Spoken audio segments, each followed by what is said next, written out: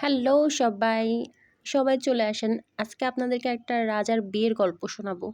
অনেকেই বলবেন কি মুকেশ আম্বানি আর নীতা আম্বানির ছেলের বিয়ের গল্প? আরে না ভাই, সেটা তো অনেক পুরাতন হয়ে গেছে। নতুন একটা রাজার বিয়ের গল্প, একদম আপডেট একটা গল্প চলে আসছে, সেটাই শোনাবো।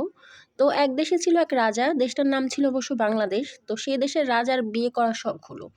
এখন বিয়ে করতে তো ভাই অনেক টাকা পয়সা অর্থকড়ি সোনা দানা প্রয়োজন হয়, কারণ বিয়ে তো বিশাল একটা খরচের বিষয়। তো রাজার আসলে এগুলো কোনো কিছুই ছিল না।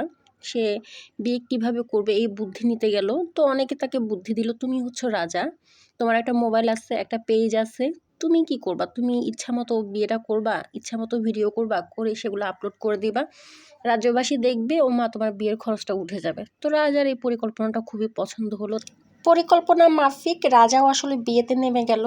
তো রাজাদের প্ল্যান ছিল যে সে আসলে সব ধরনের মহিলাদের সাথে নাচবে, জড়িয়ে ধরে কান্না করবে, ইমোশনাল করে দর্শকদের আসলে একদম ইমোশনাল করে দিবে। তারপরে গিয়ে তার ভিউ বাড়বে, তার ইনকাম হবে, ইনকাম হলে তো আসলে সে তার বিয়ের খরচটা করতে পারবে। তো এই আর কি। তো এরপরে আসলে জনগণের মধ্যে একটা প্রশ্ন জাগলো যে রাজা তো আসলে আগে অন্য কারোর সাথে ভিডিও করতো, আর রাজাকে অন্য একজন রানীর সাথে দেখা যেত, বাট ওই রানীটা আসলে সুন্দরী ছিল না।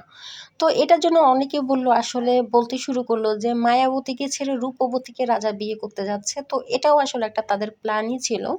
রানীকে রিভিল না করাতে আসলে রাজ্যবাসীর মনে প্রশ্ন জাগলো, রাজা আসলে কাকে বিয়ে করছে। তো রাজ্যবাসীকেও রাজা এই ধোকার মধ্যে রেখে তার ভিউ বাড়িয়ে নিচ্ছিল, কারণ এটা তো ভিউ বাণিজ্য, তো ভিউ তো বাড়াতেই হবে। রাজ্যবাসীও আসলে এগুলোকে সেভাবে গিলছিল যার সুযোগ করে। এই যে আপনারা দেখতেই পাচ্ছেন কি ধরনের তামাশাগুলো দেখানো হলো, এই তামাশাগুলো আসলে বিভিন্ন বাংলা গানের সাথে তারা নেচে গিয়ে হেলে দুলে, মানে তারা আসলে নিজেদেরকে মডেল ভাবছিল, মানে রাজ মডেল কিছু একটা।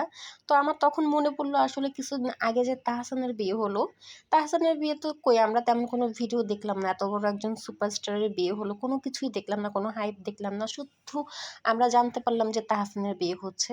এছাড়া নীতা আম্বানি মুকেশ আম্বানির কথা তো বাদই দিলাম, ওনারা এত ধনী এত রিচ, পুরো বিশ্বজুড়ে যাদের পরিচিতি, তারাও আসলে এতগুলো ভিডিও মনে হয় না তাদের বিয়ে নিয়ে করছে।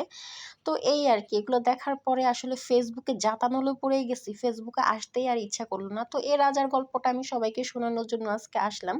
কেমন লাগলো রাজার গল্পটা আমাকে অবশ্যই জানাবেন। আর শেষের দিকে গিয়ে একটা কথাই বলবো যে আপনার আনন্দের মুহূর্তগুলো, আপনার খুশির মুহূর্তগুলো মানুষকে এভাবে দেখাবেন না।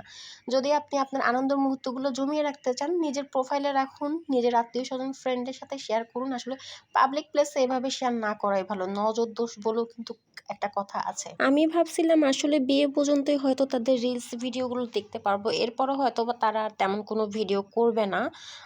পরবর্তীতে অনেকেই বলছিল যে এরা কাপল ব্লগ করবে, কাপল ভিডিও করবে। তা আমিও ভাবছিলাম একটু হয়তো ব্রেক নেবে, তারপর ভিডিও পাবো না। রে ভাই, তার হলো না। এরপর তারা বউ ভাতের ভিডিও থেকে শুরু করে মেয়েকে তুলে দেওয়ার ভিডিও, কান্না করার ভিডিও, হাসার ভিডিও, গান গাওয়ার ভিডিও, নাচার ভিডিও, 1 মিলিয়ন ফলোয়ার হওয়ার ভিডিও, সব কিছুই তারা শেয়ার করেছে। মানে শেয়ার করতে করতে ফেসবুকটা তাদের একদম সম্পত্তি হয়ে গেছে, এমনভাবেই শেয়ার করেছে। তো এরপরও নতুন বউকে বাসায় নিতে নিতে নাকি আরও 16টা রিলস ভিডিও আপলোড করেছে, সেটা দেখেও আমি আসলে হতাশ হইনি। হতাশ হওয়ার আসলে কথাও না, তারা বাসর ঘরে ছিল, বাসর ঘরে গিয়ে রোমান্টিক একটা রিলসও করেছে, সেই ভিডিওটাও আসলে জনগণের সাথে শেয়ার করেছে। এই আর কি অবস্থা। তো কেমন লাগলো আমার এই রাজার গল্পটা একটু